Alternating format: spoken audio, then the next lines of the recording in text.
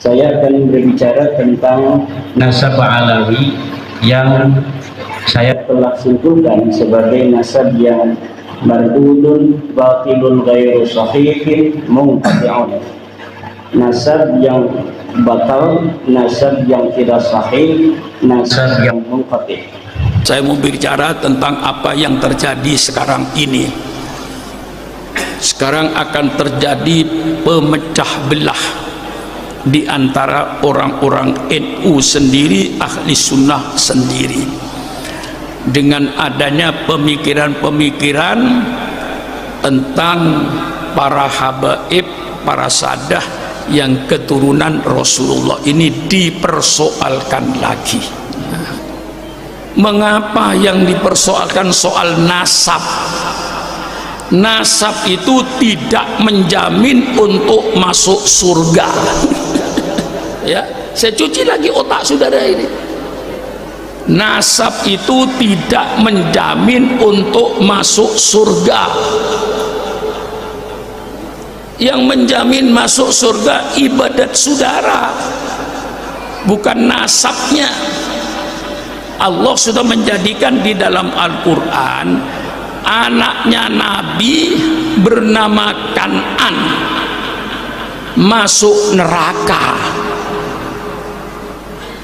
Kurang apa? Itu Quran. Ayahnya Nabi masuk neraka, ayahnya Nabi Ibrahim. Kenapa? Tukang bikin pahat berhala. Jelas kan? Istrinya Nabi masuk neraka, istrinya Nabi Lut. Jelas. Pamannya Nabi masuk neraka, namanya Abu Jahal dan Abu Lahab. Mengapa bicara ribut nasab? Kita kembali kepada pokok. Al-Quran menyatakan al-mawaddatu fil qurba, untuk mencintai keluarga Nabi, menghormati siapapun saja. Dalam Islam matlubun, diminta untuk menghormati semua manusia, apalagi ngaku keturunan Nabi. Soal dia bukan keturunan Nabi, ngaku keturunan Nabi, urusan dia di akhirat. Karena apa? Di dalam sebuah hadis Rasulullah bersabda, minal kabairi ayyun sabar rajulu ila ghairi abihi. Termasuk dosa besar orang yang mengaku anaknya orang yang bukan bapaknya. Umar bin Khattab radhiyallahu taala anhu pernah bertanya dengan pertanyaan serupa, mengapa umat Islam ini berpecah belah? Lalu beliau bertanya kepada Abdullah bin Abbas. Apa jawab Abdullah bin Abbas? Beliau mengatakan, ya Amirul Mukminin, wahai pemimpin umat Islam, sesungguhnya Al-Quran diturunkan di tengah-tengah kita. Kita yang pertama kali membacanya, dan kita yang paling mengetahui makna setiap ayat yang ada di dalam Al-Quran. Lalu setelah kita wafat, akan lahir generasi berikutnya. Di antara mereka ada kaum-kaum, mereka membaca Al-Quranul Karim, mereka tidak tinggalkan Al-Quran, namun mereka tidak tahu makna dari ayat-ayat yang mereka baca. Ketika mereka tidak tahu pemahaman yang benar dari ayat-ayat tersebut, sebagaimana yang dipahami oleh para sahabat Nabi SAW, sebagaimana penuturan Abdullah bin Abbas, maka mereka mulai mentafsirkan Al-Quranul Karim sesuai dengan pemahaman mereka masing-masing. Setiap orang punya opini, setiap orang punya pentafsiran, setiap kelompok punya pentafsiran. Maka apabila setiap mereka sudah mentafsirkan Al-Quran dengan pentafsiran masing-masing, maka mereka akan berselisih, mereka akan berbeda, mereka akan berpecah belah. Dan kalau mereka sudah berpecah belah, maka langkah berikutnya dikhawatirkan akan terjadi konflik horizontal di tengah-tengah umat.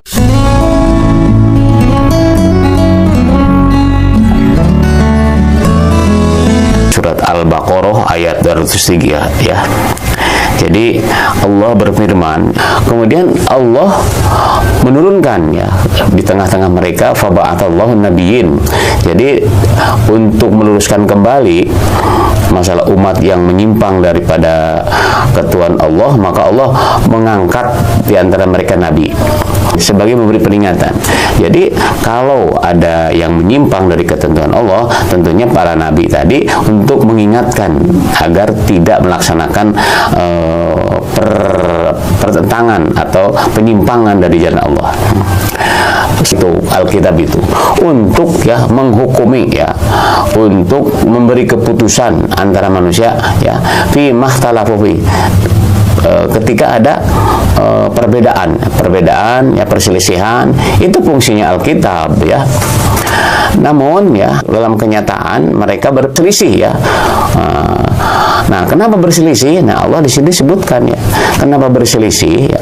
Wa mahtalafu fi ilal ladzina utu min ba'di ma ja'atuhumul baghyan bainahum. Nah, ini ya. Jadi mereka berselisih ya. Setelah ada bukti yang nyata ya, kepada mereka. Nah, kenapa?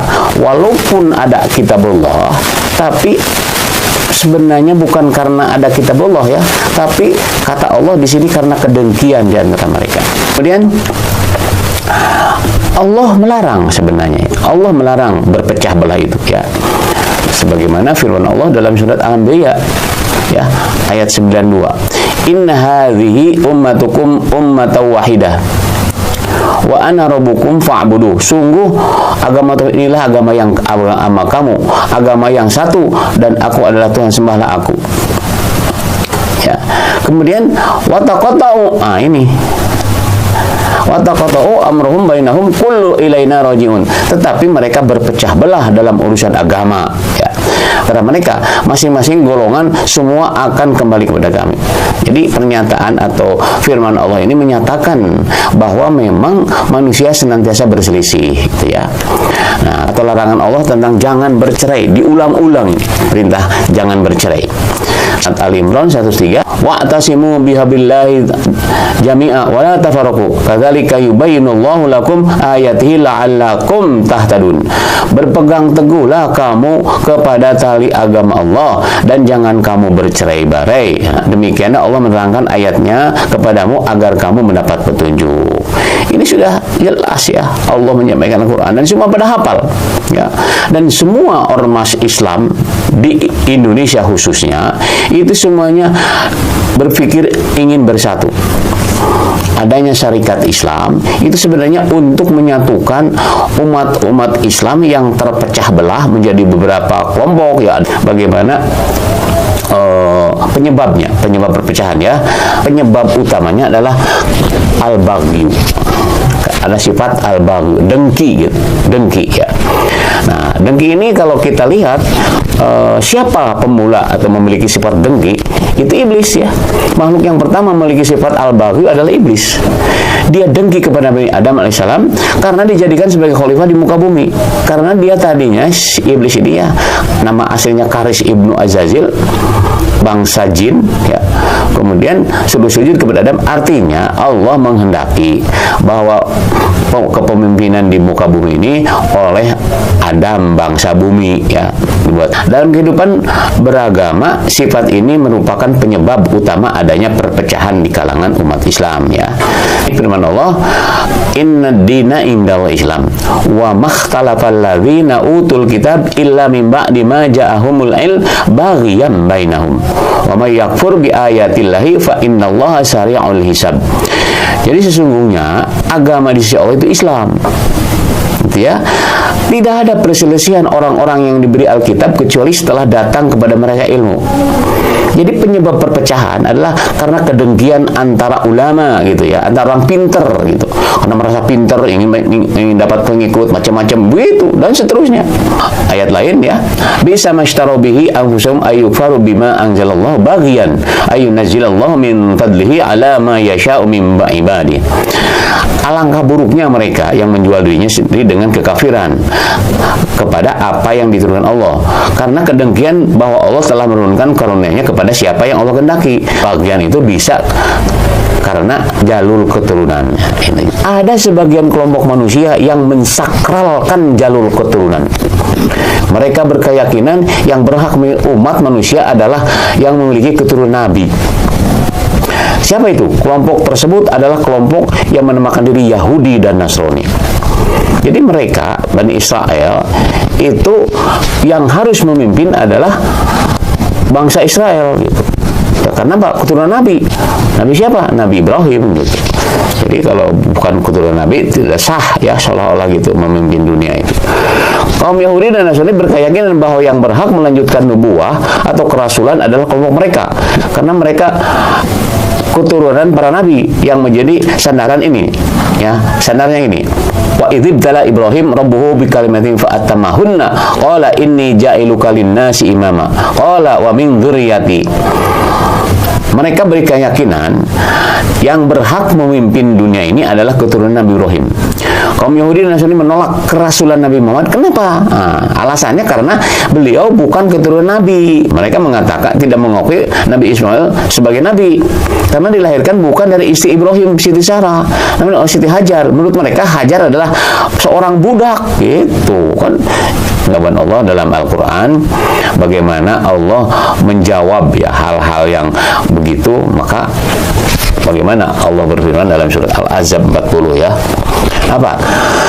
Maka Muhammadan aba ahadin min rijalikum walakin Rasulullah wa khataman nabiyyin wa kana Allahu bikum bikulli syai'in alima.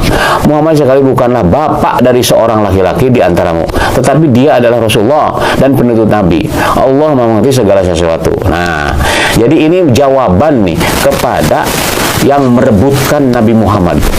Saya keturunannya, saya keturunannya, saya keturunan. Sama dengan Yahudi intinya.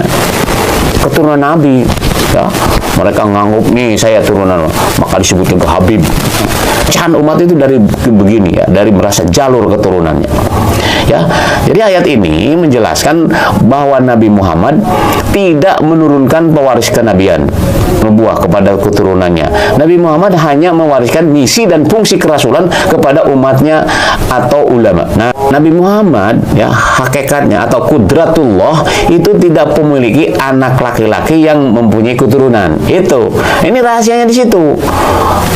Hanya dari Fatimah saja, tapi direbutkan itu Fatimah. Padahal kalau dia jujur ya, keturunan itu harus jalur laki-laki. Ya, kalau mau jujur itu para Habib, sebenarnya Habib itu turunan Abu Thalib.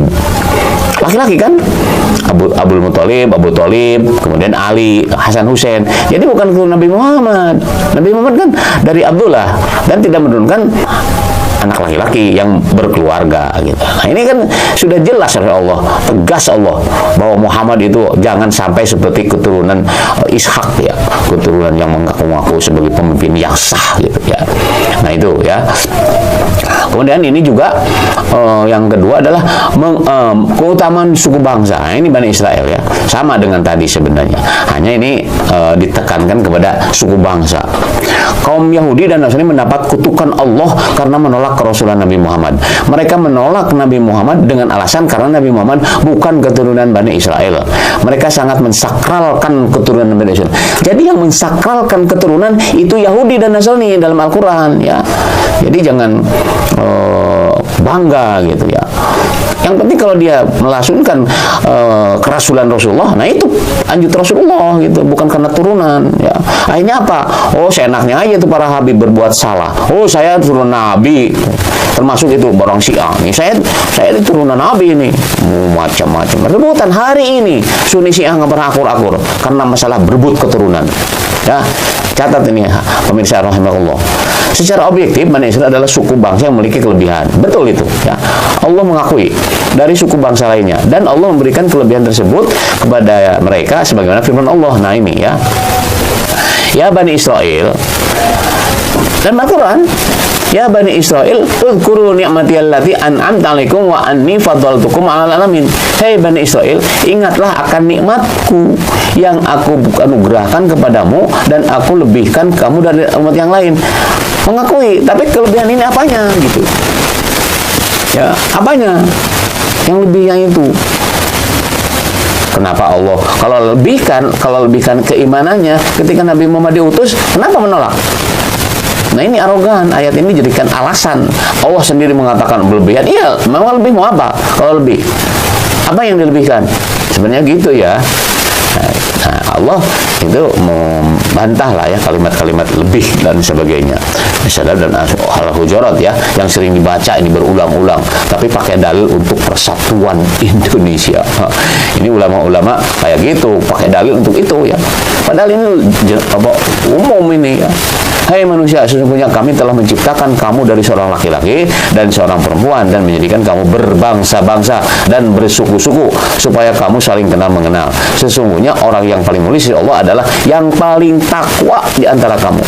Sesungguhnya Allah Maha mengetahui lagi Muhammad. Jadi yang dilebihkan Allah itu bukan yang paling mulia itu bukan karena turunan, bukan karena suku bangsa, kata Allah, ditegaskan oleh Allah. Sesungguhnya Allah Maha mengetahui lagi Maha mengenal, mengetahui.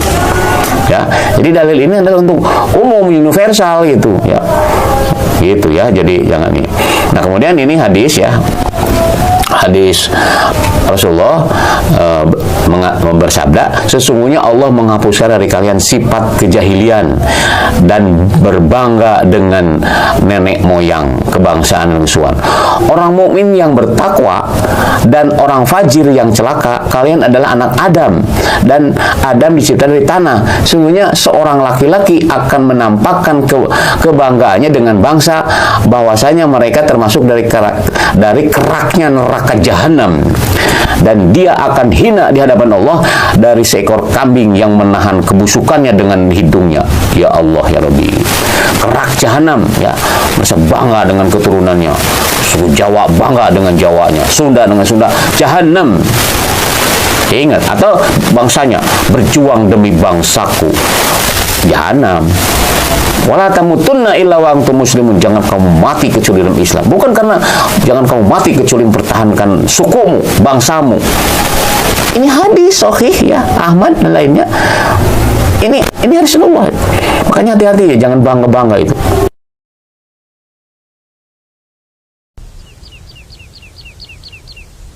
Ada satu fenomena yang mungkin semua di antara kita melihatnya, yaitu fenomena perpecahan yang terjadi di antara umat Islam di negeri kita ini. Kalau kita berbicara penyebab terjadinya itu, maka akan banyak sebab dan solusinya pun akan beragam. Tapi ada satu hal yang insya Allah kalau kita menyelesaikan satu masalah ini, perpecahan dan pertikaian yang terjadi yang begitu besarnya, itu niscaya akan menjadi kecil. Masalah apa? Masalah shaf waktu sholat. Rasul Shallallahu Alaihi Wasallam mengatakan, kalian ini benar-benar luruskan shaf kalian, rapikan shaf kalian. Kalau tidak, hati kita akan bertikai, hati kita akan berselisih.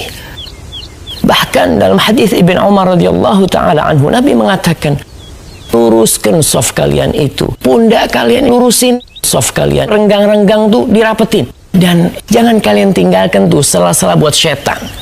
Dan barang siapa yang menyambung shaf, Allah bakal sambung dia. Barang siapa yang memutuskan shaf, Allah akan memutuskan dia. Ingat, kalau kita ingin persatuan umat Islam, ingin meninggalkan itu perpecahan, pertikaian, rapikan shaf sholat kita. Semoga kita bisa mengamalkannya.